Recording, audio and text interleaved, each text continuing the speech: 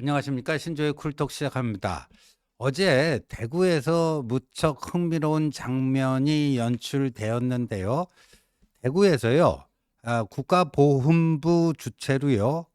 제65주년 228 민주운동 기념식이라는 것이 대구 문화예술회관에서 개최가 됐습니다. 그 228 민주운동은요. 1960년 4.19 혁명이 있던 해죠.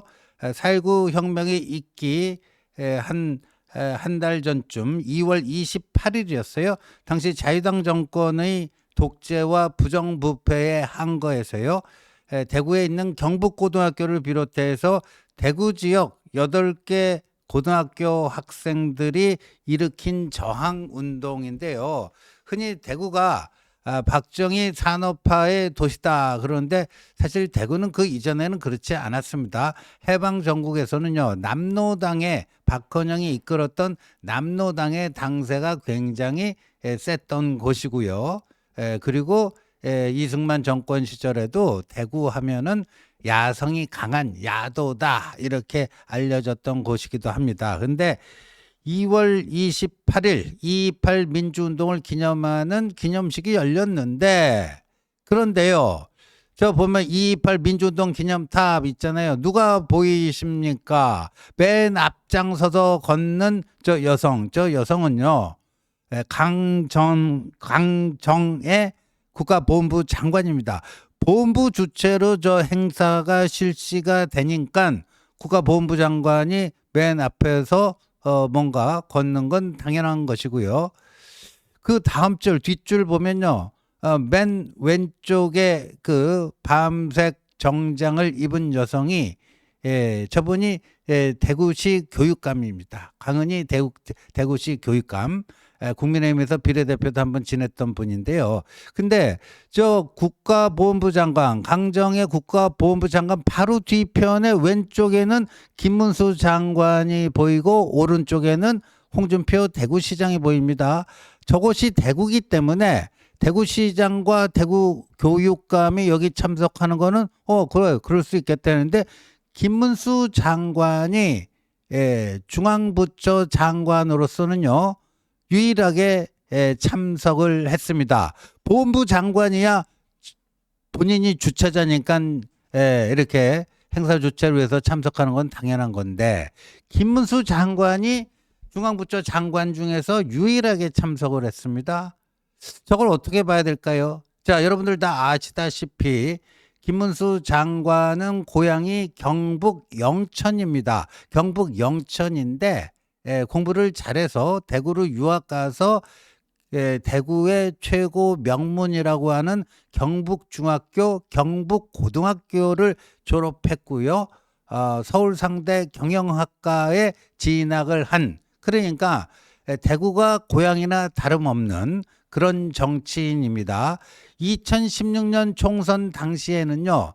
김문수 장관이 그 전에 경기도 부천에서 3선을 하고 경기도지사 재선을 했는데 고향인 대구에 가서 대권의 그 기지를 쌓겠다 했고 2016년 총선에는 대구 수성에서 출마했다가 김부겸 당시 후보에게 상당한 표차로 지게 되는 그러면서 정치 낭인의 길을 걷게 되는 그런 곳이기도 합니다. 그런데 김문수 고용노동부 장관이 굳이 저 행사에 참석을 했다라는 것은 이건 조금 그냥 무심코 지나칠 일은 아니다. 지금 조기 대선이 확정되지는 않았지만 유력시 되는 상황에서 더군다나 TK 또 자신의 고향 대구를 찾아서 저렇게 행보를 하는 것은 사실상의 대권 행보가 아니냐. 모든 기자들이 그렇게 봤던 것 같아요. 그런데 이 보면요. 이 행사가 끝나고 나서 그래서 기자들이 김문수 장관에게 여러 가지를 이제 묻기 시작하지 않았겠습니까? 지금 여권 내 주자 중에 이게 지지율이 가장 높게 나오는 이유에 대해서 다시 한번 물어봤더니 세상이 이상하게 돌아가기 때문에 그러는 것 아니겠는가? 어디 다른 사람이 없나 찾다 보니까 그 나를 찾은 것 같다. 이렇게 답을 했습니다. 이렇게 답을 했고요.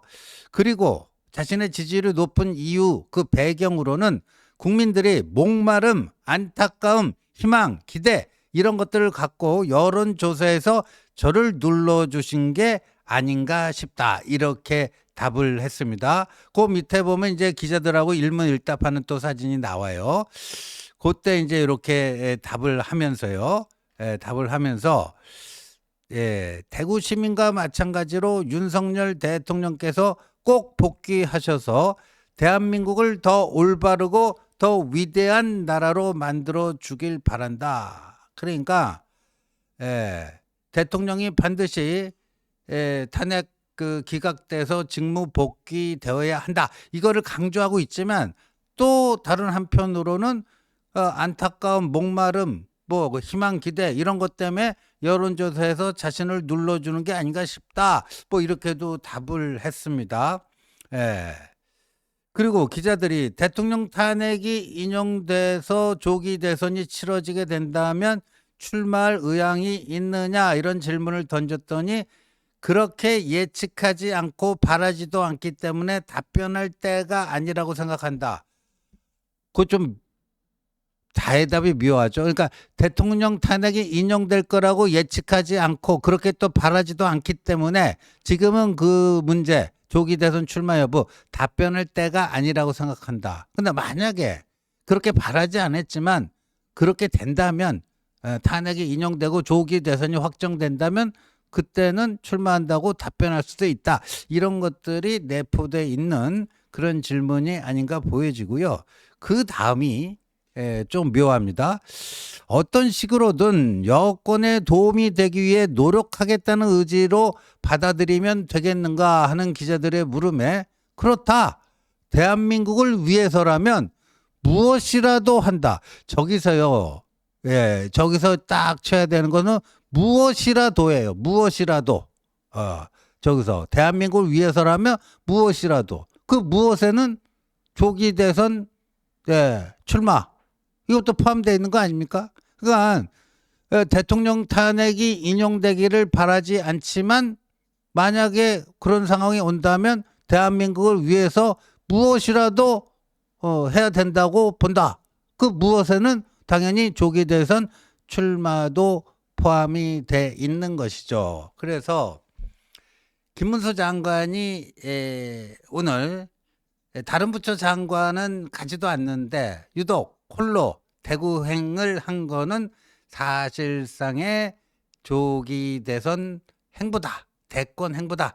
이렇게 해석해도 크게 틀림이 없을 거다. 본인이 공식적으로 대권 도전 의지를 공식적으로 밝히지는 않았지만 말하는 어간에 이미 대권 도전 의지는 그렇게 다 표현되고 있다 하는 겁니다. 정치인의 의중을 읽으려면 두 가지를 보라는 말에 있습니다. 입을 봐야 되고 무슨 말을 하는가. 근데 이 입만 봐서는 안 된다. 이 발도 봐야 되는가. 왜 발이 중요한가. 어디를 가는가가 중요하다. 김문수가 TK의 본산, 보수의 심장, 대구를 갔어요. 물론 고향이지만 근데 꼭 가지 않아도 되는 자리입니다. 이 시국에. 그래서 거기 가는 이유는 뭐겠냐 하는 거죠. 그래서 사실상의 대권 행보를 저렇게 시작한 것 아닌가 이렇게 봐도 틀림이 없을 것 같습니다. 그런데 재밌는 거는요. 저런 김문수의 행보를 쳐다보는 홍준표 시장의 마음은 어떻겠는가. 지금 홍준표 시장이 손을 잡고 김문수 시장 쪽을 이렇게 쳐다보고 있는데요. 참 묘한 표정입니다. 참 묘한 표정인데 자, 두 사람이요. 저 행사가 끝나고 둘이 나란히 앉아서 기자들과 또 차담을 가졌습니다. 차담을 가졌는데 이 자리에서요. 김문수 장관이 홍 시장과의 30년 된 인연에 대해서 소개를 했습니다. 홍 시장님은 1996년 4월 제가 15대 국회의원이 처음 됐는데 의원회관도 바로 옆방에 있었다. 바로 의원회관 자기 방 옆이 홍준표 방이었다. 그래서 굉장히 가깝게 지냈다. 개인적으로는 환경노동위원회에서 함께 활동하면서 꾸준히 가깝게 잘 지내왔다. 이렇게 얘기를 했고요.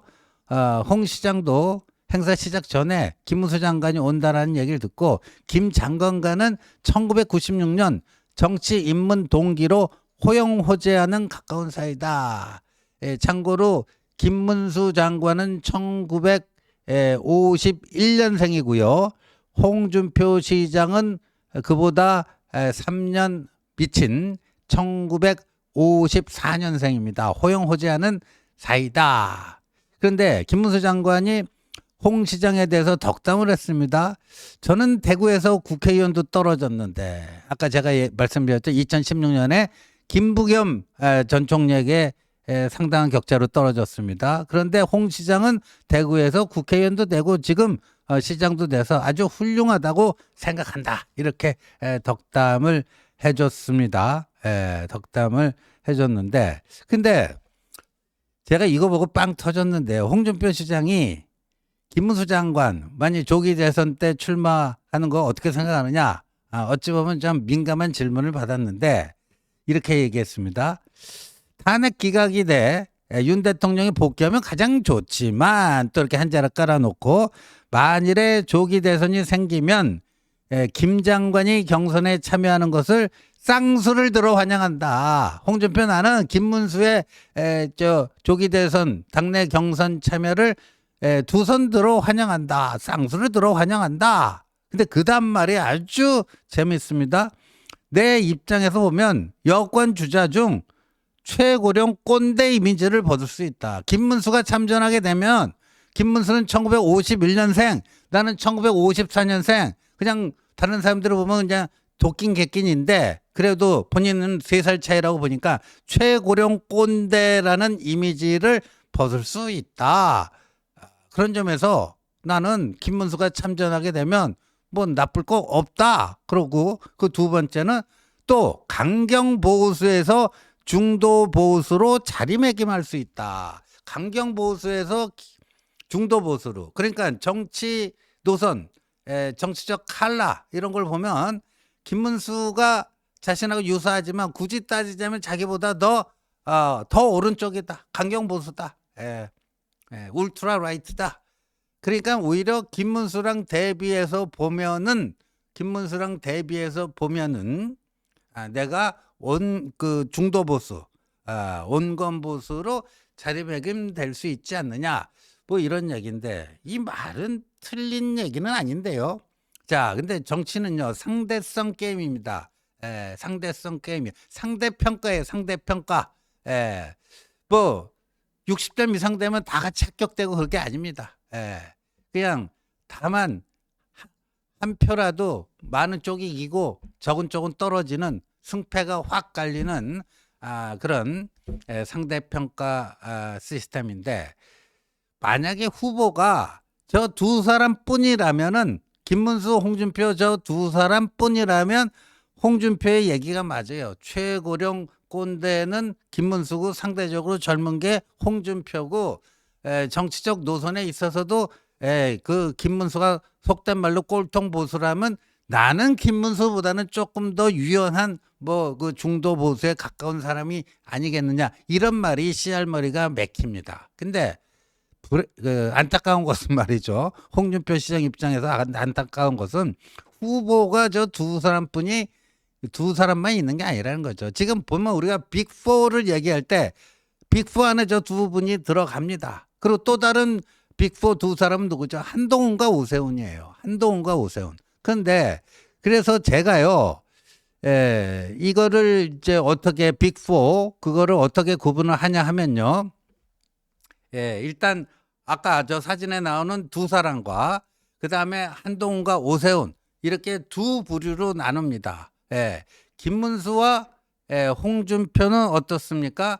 70대 영남 고향에 그 다음에 강성보수 이미지, 그 다음에 꼰대 이미지 뭐 이런 거고 이 오세훈과 한동훈의 경우에는 한동훈은 50대,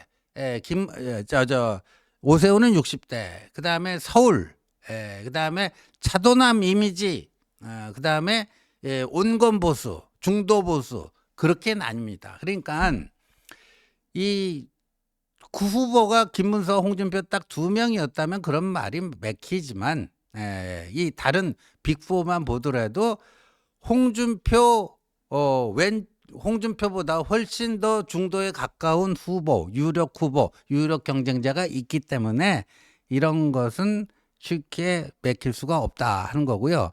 오늘 이제 이번 주 한국갤럽 이게 발표된 그걸 보면요. 이 보면 지난주 대비 말이죠. 이 김문수는 1%, 전체 지지율 1% 올라가고 한동훈 그대로고, 홍준표와 오세훈은 떨어졌습니다. 1%씩 떨어졌고요. 전체 유권자에서는요. 국민의힘 지지층에서는요. 김문수는 1% 오르고 한동훈은 그대로인데 홍준표와 오세훈은 떨어졌어요. 홍준표는 지난주에는 13%였다가 9%로 떨어지고 오세훈은 9%에다 8%로 떨어지는데, 저는 저게 뭐 명태균 게이트의 영향도 일정 정도 있을 수 있겠지만요. 저는 명태균 게이트가 없다 할지라도요. 여기 김문수, 홍준표, 한동훈, 오세훈 이렇게 빅4가 있지만요. 저는 결국은 김문수 대 한동훈의 대결이 될 거다. 벌써 뭐 한 달 전부터 그렇게 제가 예측을 하는 이유는 이 네 명 중에 강성 보수를 대표할 수 있는 상징성, 홍준표보다는 김문수가 더 확실한 거죠. 그 다음에 온건 보수, 중도 보수를 상징할 수 있는 그런 인물로는 오세훈보다는 한동훈이 더 선명한 거죠. 그러니까 이렇게 되다 보면은 선명한 쪽으로 이렇게 그 강성 보수와 온건 보수의 그 기류가 흘러갈 것이다. 그래서 결국은 김문수 대 한동훈의 대결이 될 것이다. 그러니까 김문수보다 그 나이가 좀 적어서 괜찮고, 또 김문수보다 덜 강성이라서 괜찮다. 이거는요 오히려 홍준표는 이 판을 잘못 읽고 있다. 그런 겁니다. 근데 이렇게 됩니다. 홍준표 시장은요 아마도 지금 틈만 나면 이제 뭐 한동훈 때리기를 하고 있고요. 아주 험한 말을 하고 있고요. 그래서 한동훈 쪽에서는 거의 뭐 대응조차 안 하고 있습니다. 한동훈 대표 본인은 물론이거든요. 저도 뭐 엊그저께 라디오 인터뷰 나가서 자꾸만 그걸 물어보길래 한동훈 들어오면 나한테 죽는다. 무슨 MBC 100분 토론 때 그런 말까지 했다고 저한테 자꾸만 묻길래 굳이 제가 그걸 대답해야 되나요? 이렇게 두 번이나 얘기를 했습니다. 거듭 묻길래. 그러니까 이제 그냥 응답을 안 하고 무시해 버리는 게 상책이다라고 보여지는데, 근데 홍준표는 지금 한동훈을 때리면서 자신이 이쪽 강성 보수의 대표 주자라는 것을 부각시키려고 하는, 그러니까 외곽을 때리는 뭐 그런 전술이다 이렇게 볼 수가 있는데, 근데 그게 씨가 안 맥히고 있어요. 지금 씨가 안 맥히고 있고, 홍준표 말 표현에 어떤 그 최소한의 그 품격도 지키지 않는 그런 것들이 오히려 부각되고 있어서 본인이 더 이 뭡니까 의도했던 바를 제대로 성취하지 못하고 있는 이런 거라고 보는데, 그래서 홍준표 시장은요 어제 김문수 장관이 대구까지 이제 와서 저렇게 사실상의 대권 행보를 하는 거 보고 겉으로는 티를 안 냈지만 쌍수 들고 환영한다고 그랬지만 속은 굉장히 불편했을 겁니다. 왜냐하면은 어제 행사 본인이 주인공이 돼야 되는데 기자들의 플래시 누구를 향해서 많이 터졌는가? 본인보다는 김문수를 향해서 훨씬 더 플래시가 많이 터졌습니다. 씬 스틸러는 홍준표가 아니고 김문수였습니다. 그러니까 홍준표 시장의 성정에서 보면은 대단히 속이 불편했을 것이 분명해 보이고요. 그래서 일정 시점이 지나면요 홍준표 시장의 김문수에 대한 공격이 저는 시작될 가능성도 있지 않겠는가 보여졌는데, 이미 얼마 전에요 이게 시작이 됐습니다. 김문수 장관이 국회 본회의 답변에서요 100번 김구 선생의 국적이 어디냐 했을 때 김문수 장관이 중국이었다는 설도 있다. 뭐 그랬더니 거기에 대해서 홍준표 시장이 저 어이없는 망발이다. 어이없는 망발이다. 그리고 일제 강점기 때 그때 살았던 우리 선조들의 국적이 일본이라고 또 김문수 장관이 그렇게 얘기한 적도 있거든요. 그거는 일제히 식민사관이다. 그러니까 앞으로 이게 이런 것처럼요. 뭔가 이제 꼬투리가 잡히면요. 홍준표의 그 매서운 입으로 또 김문수 장관을 아주 독하게 공격할 가능성이 대단히 높다. 홍준표 시장이 1차적으로 넘어야 될 벽은 한동훈이 아니고 김문수다. 그쪽 강성 보수의 대표 주자가 되어야만 한동훈을 꺾고 싶어도 꺾을 수 있지 않겠는가 이렇게 보여집니다. 시청해 주셔서 감사합니다.